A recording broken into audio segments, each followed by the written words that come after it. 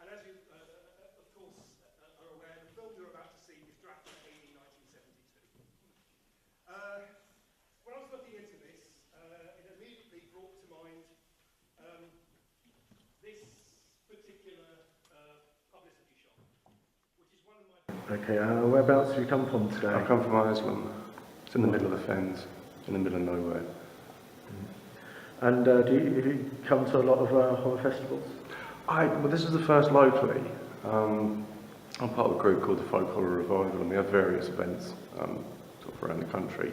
But this is actually the first that I've heard of in this area, so it's been nice and refreshing to be in somewhere that's genre-based, and kind of talking about what the heart of horror is. You know, not necessarily the gore fest or the like Freddy Krueger and anything like that. The actual proper stuff that plays with your mind rather than plays with your stomach. You know. Okay, what have you enjoyed so far about all of it? All of it. I can't fault it, to be honest with you, Kev. I've learned from the lectures, and I mean I'm better informed now about Super 8 as well, which although I do love Super 8. You just come away better informed from something like this. You know, it's impossible not to. Yeah, my mum and my auntie Betty, who was one of her neighbours, done the tea and coffee and everything for the cast because they didn't have any catering wagons, so they got a tea urn from a local church and done the teas and everything and made a packet of money. And I was 4 years old, so I was asked to be in the cast. It was done at Rushford Church, the part we were doing, and I was asked to cry when the Witchfinder came past. I wouldn't cry, I wasn't frightened at all, so they pinched me until I cried. So, and did you make anyone famous? I don't know, because I was too young to know, so there you go. But that's about it, that's all I can tell you about it. I'm too scared to watch the film. It's a really good film, but I'm too scared to watch it. Yes, I've come all the way from York to Fear and the Fens. It was just struck me as such an interesting idea, and I'm quite familiar with East Anglia. I spent quite a lot of time here when I was younger, and there is something unique about the landscape, so I just like the combination of a really innovative take on a film festival in such a sort of bleak and haunted landscape. I mean, I tend to, I'm a regular at Abertoir every year, which is the Welsh festival in Aberystwyth. And so I've done quite a lot of talks with them. It's become an annual institution, a mental institution, at least when I'm there. Bram Stoker I sadly had to miss this year, but I've given several talks there.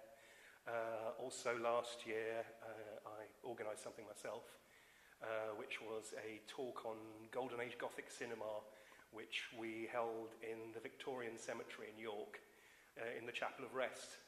So it was rather cool to have the keys to the cemetery on Halloween night. That was nice. But yeah, I mean, and also some TV stuff, some radio, you know, a broad range.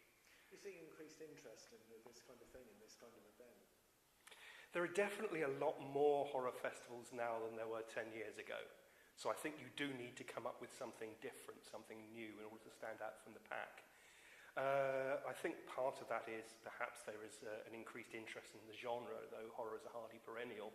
The mainstream's interest in it might go up and down, but the genre itself is always there. And I prefer horror festivals to most of the equivalents. I think the horror festival is much more about people who enjoy the films. And you find with fantasy and science fiction, there tends to be more of a kind of a sort of obsessive interest in the actors and the kind of the trivia. Whereas horror, people are much more open to either watch kind of classics as we are today, or indeed discover new material, which also I understand is happening with the short film programme. I think horror fans, I think, are commendably broad-minded.